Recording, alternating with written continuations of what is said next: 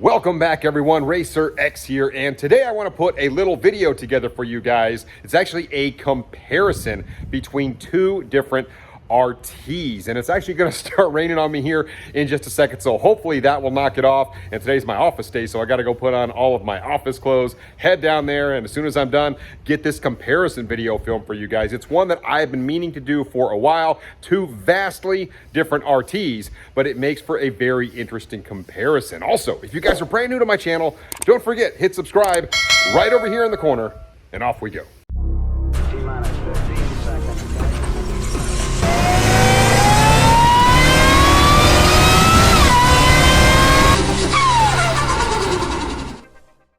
And directly behind me are the two vehicles that I wanted to show you today. This is a 2023 Last Call Charger RT, and this is a 2024 Hornet RT. So both RTs by name, but very, very different cars indeed. So let's take a closer look at the two. The 2023 Charger RT, what a fantastic package on this car.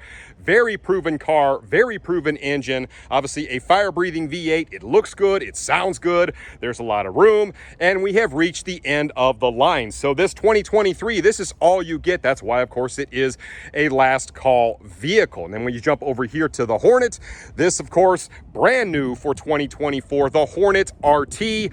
This is a plug-in hybrid. So in my mind, this is kind of the replacement for this, and it is just so weird to see sort of the identity of Dodge being the fire-breathing V8. And then, of course, now we have a plug-in hybrid with a much smaller engine, but of course you've got an electric motor sitting on the rear axle of this car. And the performance-wise, they're actually not all that different, but in terms of the way they make the power, very, very different. When you look at the front of this car, you can see that they did try to kind of take some cues from the Charger. You'll kind of see these vents over here off to the side. Doesn't look all that dissimilar from what you have here, but it is just such a different car. Of course, a sedan versus a compact crossover type vehicle in the Hornet. But let's take a closer look. The power plants on these two vehicles, vastly different. Of course, this one, we all know it, we all love it. It is that naturally aspirated 5.7 liter Hemi, 370 horsepower, 395 pound-feet of torque on this engine. A very torquey, smaller V8. Obviously, we have a bigger V8 out there as well in the 392, but this is a beloved package, a Charger Daytona on this. What a beautiful car. And then, of course, right over here, this power plant is just completely off the wall when you think of Dodge. 1.3 liter turbo 4-cylinder with an electric assist. It does put out some good power, 288 horsepower and 383 pound-feet of torque. So this thing actually makes a really fair amount of torque. It is 82 horsepower down to this particular car, but it is only down 12 pound-feet of torque with that little bitty engine in it. And of course, right over here, this is where you would plug this vehicle in. And with the Stage 2 Charger, it actually charges in like 2.5 hours. But yeah, definitely down in power a little bit from this particular car, but you don't really feel it so much when you drive it. Believe it or not, 0 to 60 on these two cars is identical. 5.6 seconds, 0 to 60, despite the fact that they are incredibly different. Of course, this one also has the aid of all-wheel drive.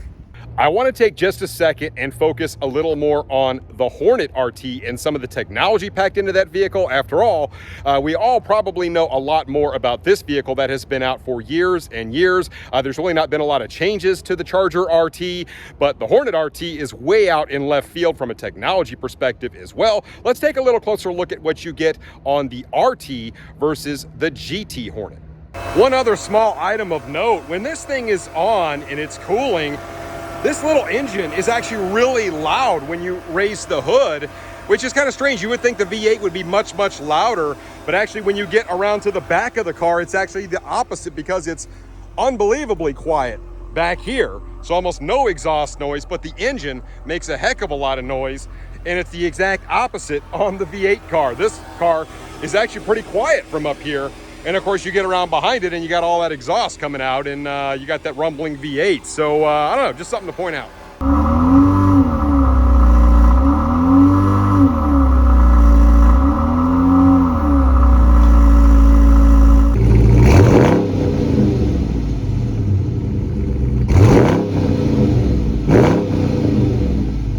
The Hornet RT actually has quite a few upgrades over the GT version. I actually reviewed the Hornet GT for you guys, and I was pretty impressed with the power that it made. This one just makes power in such a different way. Now, it's only 20 horsepower more than the 2-liter turbo that you find in the GT. Like I said, 288 versus 268 in the GT. But torque, it is significantly higher, 88 more pound-feet of torque due to that electric assist. So that electric motor attached to the rear axle really does make a big difference, because really small engine in this. And there's a lot of other technology that I want to show you, but this one comes with the optional track package. So instead of the 18s, you actually get the 20-inch wheels. You also get the red Brembo brakes in there, which actually look really nice. Now on the RT, you also kind of get this obsidian trim that you see kind of going around the car. Now on the GT, it also has kind of that same trim, but it's more of like a matte finish. This is more of like a glossy black finish, which actually looks really good. And then when you get to the back of the car, you do kind of get this spoiler up here on the RT. You get dual exhaust on the RT, which you do not get, of course, on the GT. Once again, no mistaking that it is an RT. And when you get on the inside of the car, it's actually finished out really nice. You can see that beautiful steering wheel. This is also a heated steering wheel. These big paddle shifters that you don't get on the GT trim. And take a look at the seats. This is part of the track package that you get. But I really do like these leather and Alcantara seats in here, and it feels a lot more upgraded in this particular car compared to the GT. So let's take a closer look at the inside. Here is the seating position in the 2024 Hornet RT, and I will admit, it is a pretty darn nice place to sit. The seats are very comfortable. I really like that big 10.3-inch infotainment screen there. Really nice digital display on this. Boy, these paddle shifters are large. And of course, right over here, you have your climate controls. That is your push-button start. Here's your sport button, which is actually how you get to your power shot mode, which I will show you here in just a little bit. Gear selector right here. Of course, this is basically the same thing as an Alfa Romeo Tonale. You can see these really nice seats in the RT. I think these are distinctly nicer than what you get in the GT. So definitely some upgrades. And of course, when you jump up here, remember, this is a plug-in hybrid, so very different indeed. You can see that you've got different modes here. So what I'm going to do is push the drive modes, and you can see we can switch back from electric, which probably won't be available. Yeah, this car is brand new with no charge on the electric battery.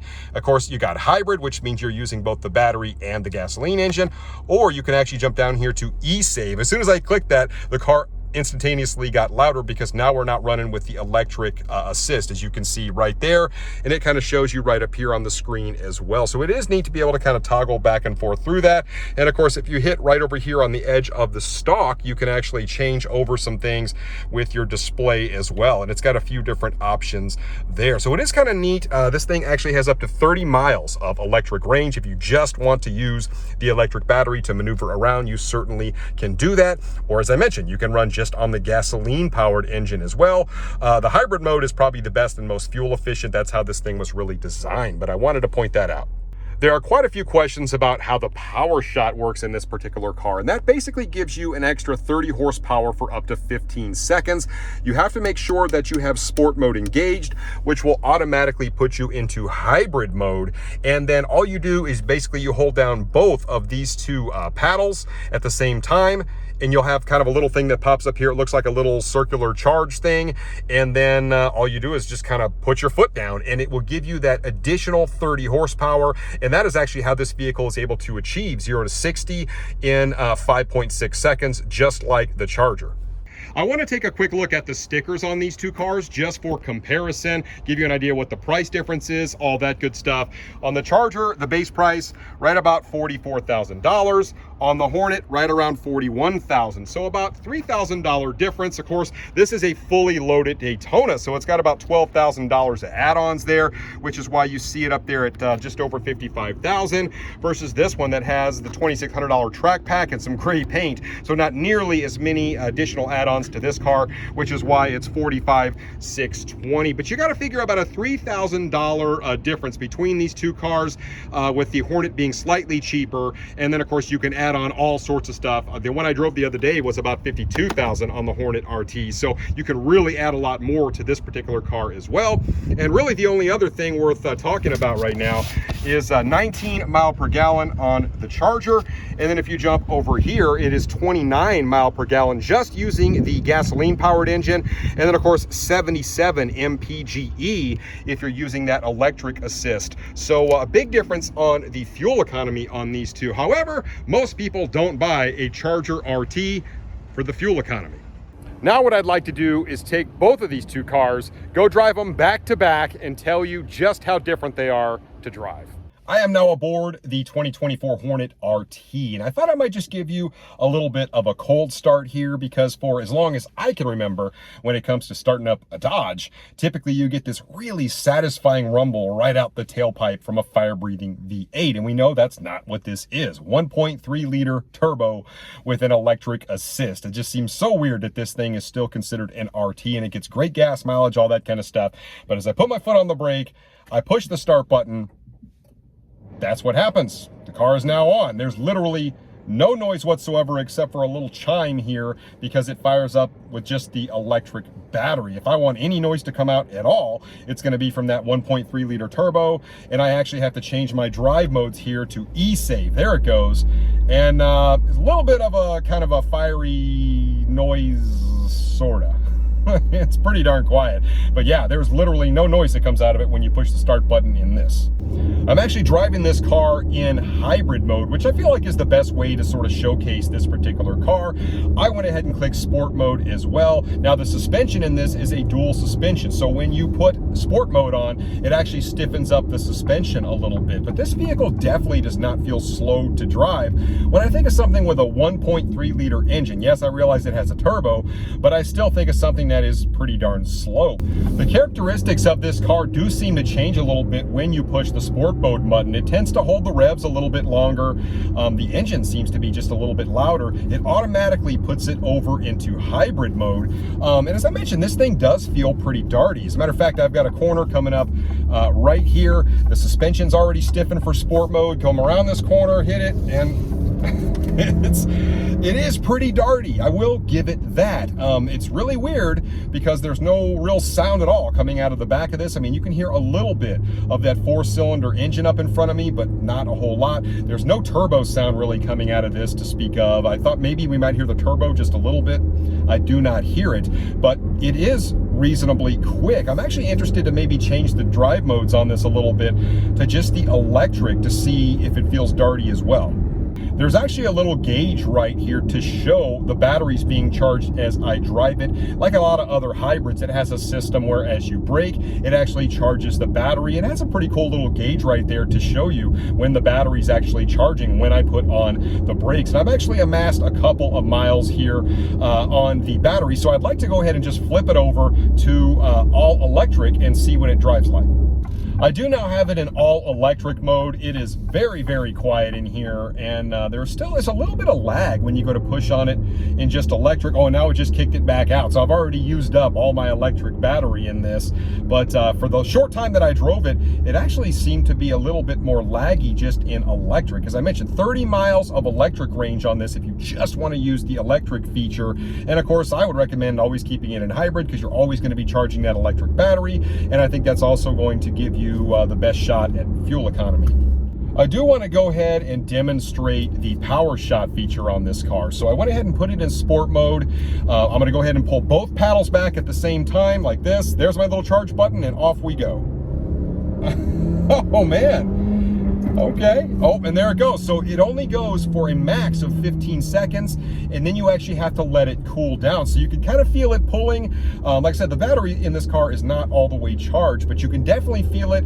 30 horsepower is what it claims, but it feels like more than that when you use it. So it's kind of a cool little feature, but it's not the sort of feature that stays on all the time. So you have to be aware of that piece of it.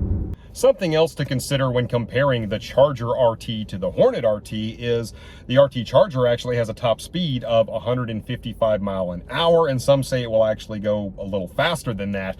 This car is limited to like 118. This car is actually slower from a top speed perspective than its little brother in the GT. This car is a little bit of an enigma to me because it does drive really nice, and I feel like there is a good size market for a car like this. However, does it really fit in with the brotherhood of muscle the way Dodge brands it? Probably not. I mean, I could see your average soccer mom really liking a car like this. It's all about fuel economy. I mean, it's got some really nice bells and whistles on it. Does it really make the true muscle car guy out there happy? Absolutely not. I mean, like I said, you're going to want that rumble, all that kind of stuff. But this thing definitely has its place, and it is remarkably quick for a 1.3 liter turbo. It definitely gets out of its own way. But I want to go ahead and hop in the Charger RT and just take that for a little drive. Now I am aboard the Charger RT, and I will admit the Hornet RT definitely feels a lot more updated. I mean, everything about these two cars, from seating position to the way that the dash is designed to the center section, I mean, all of it, it is just very, very different. But there's one distinctive thing about this car that I will have to admit I like way better. When I push on the brake pedal and push the start, there we go. This is stock exhaust, obviously, but even the 5.7, boy, it still sounds, oh yeah, that is satisfying. So yeah, I mean, even if it has a little bit of an outdated interior, you know, even if it's sitting on an old Mercedes chassis, however you want to kind of knock it down, this car is still really cool. Driving this car is a completely different experience than driving the Hornet RT. It feels a little more unrefined. It doesn't feel like it has as much technology built into it, but gosh darn it, does it sound good, and I just love the torque in this thing. Matter of fact, I'll go ahead and give it a couple of downshifts here. Oh, listen to that. Oh yeah. How do you not like that? I don't know. I mean, this car still makes me smile. I realize some people kind of talk down on the RT. Oh, it's not enough power. I'm a scat pack driver, all that kind of stuff. I've always maintained the RT is a fantastic trim for the street. And boy, you can just have a lot of fun with a car like this. And like I said, it's more rudimentary technology-wise. Rear-wheel drive versus all-wheel drive in the Hornet. I mean, it's just completely different. This is made for a guy that likes to go out and drives a car really more for fun. The RT Hornet feels more like a practical car that you could put the family in, still get really good gas mileage, and it's still pretty darty. I mean, just two different worlds. Yeah, the way the torque comes in on this car, it's just such a different feel. I would say maybe the Hornet might feel even slightly more darty, especially if you engage the power shot. But then again, it's kind of like nitrous. It only stays on for a very short amount of time, and then it's you gotta wait. You gotta wait for the thing to cool off. So some people would say that's almost a little gimmicky. This one, the power is always there. The sound is always there. Technology-wise, the Hornet, it's just more technologically advanced. I mean, it's a more modern engine. The technology in terms of the hybrid technology is much more advanced in this. I mean, this thing is basically just a sledgehammer. But there's something really fun about a sledgehammer sometimes, especially for someone like me. Couple of downshifts.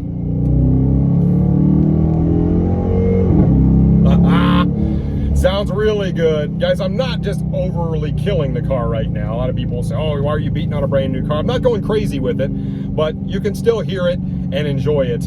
And boy, I will say this RT still is a lot of fun to drive. So I'm not saying either one is better, but I definitely feel like the market for this one is more of a performance-based person, and the market for the Hornet is more of a, you know, family type person, family-oriented person. It's a family car, so different. Boy, this thing sounds really good. I love the way this 5.7 sounds. I mean, it's satisfying. And I realize this car, from a technology perspective, I mean, it's like taking a step back into time, going from the Hornet to this. I mean, they're just very, very different vehicles. And the Hornet, with its more modern engine, all-wheel drive system, the hybrid system is kind of cutting edge. I mean, there's a lot of things to kind of brag about with the Hornet, but I just don't know if it's as much fun to drive. So what are my final thoughts on the RT Charger versus the RT Hornet? Well, they're very, very different, as I mentioned. When it comes to looks, when it comes to sound, when it comes to fun, I feel like I might give the edge to the Charger. When it comes to advancement in technology, updated interior, all-wheel drive system, the hybrid system, all that stuff, the Hornet probably gets the edge. And the Hornet may actually be even a little more darty than the Charger is. Will the Hornet put the same kind of smile on your face? I just don't know. It might, in my mind, it might feel just a little bit more mundane to drive. It checks off a lot of boxes, very fuel efficient. I mean, it does a lot of things well. I just don't know. For the guy out there looking for something that is fun to drive, that's engaging, I would say maybe the Charger might be the better option. So it really just depends on what you're looking for in a car. And that about does it for my comparison between the Hornet RT and the Charger RT. Two completely different vehicles, different power plants, very similar 0 to 60 times, but the driving experience could not be more different. And of course, they really didn't make these two vehicles for the same market segment and for the same consumer. Very, very different on these two cars. So anyway, I'd love to know what you guys think about this comparison. Which one would you guys take? Let me know in the comments down below, and I will catch you on the next one. So until then, RacerX.